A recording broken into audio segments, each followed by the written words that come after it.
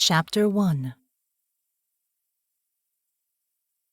Computer networks had been intended to cover the Earth, connecting distant corners in an instant.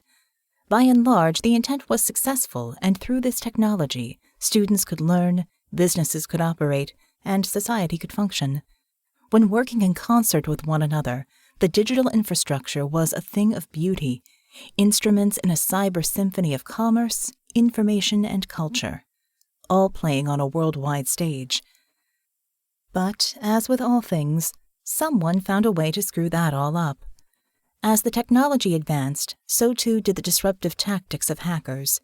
They struck from the shadows, caused hell, and then disappeared behind the veil of anonymity at no personal risk, proving both their cowardice and their unpredictability. It was for this reason that Agent Ciris of the CNSCP hated hackers more than any other terrorist. While the attacks of hijackers and political extremists seeking specific goals could be predicted, the average hacker sought chaos and confusion and was, as a result, far more dangerous.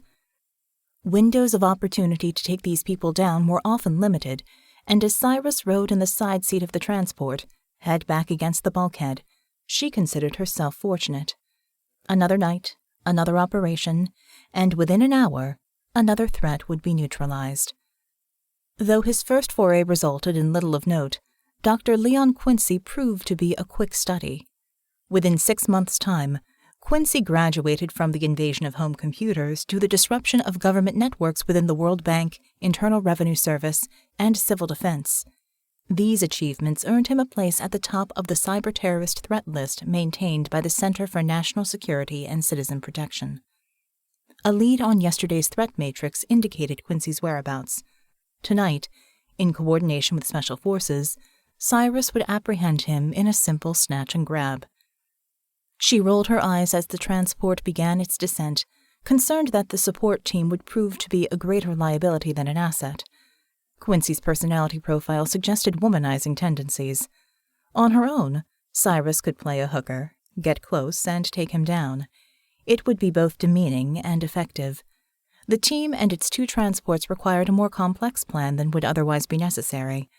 Regardless, she was Quincy's date tonight, whether he knew it or not.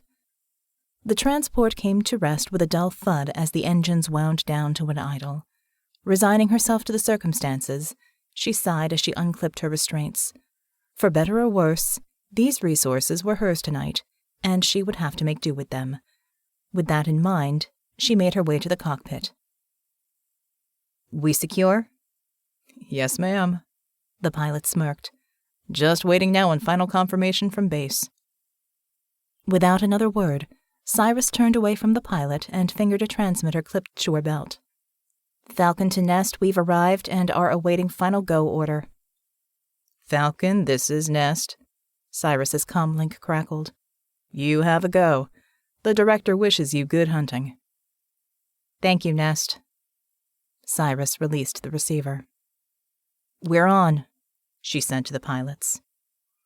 Turning back to the passenger section as the whine of the engines wound down further, Ciris took care not to step on the gear as her operatives were already out of their seats and making final preparations to disembark. Ciris ran through her own checklist as she tossed her coat into the small locker, exchanging it for the gear she would need. Her primary weapons, a pair of cylindrical personal energy blasters, registered full charges. The third weapon, her battle staff, indicated standby mode. With the flick of her finger, the 20-centimeter baton extended into a 2-meter staff, then retracted into its original configuration. All of the weapons slid into their places on the holsters strapped tightly around her thighs over her operations suit. Although the uniform appeared to be little more than a skin-tight bodysuit, it contained a series of microcomputers, serving to monitor, maintain, and accommodate her unique physiology. Confident in her equipment's functionality, Ciris tied her long brown hair back and made her way to the rear access hatch. After accepting her code, the hatch hissed open, granting her passage, and her foot sank into the soft ground as she stepped outside. A hiss came from the second transport as its main doors opened. Now, everyone awaited her order.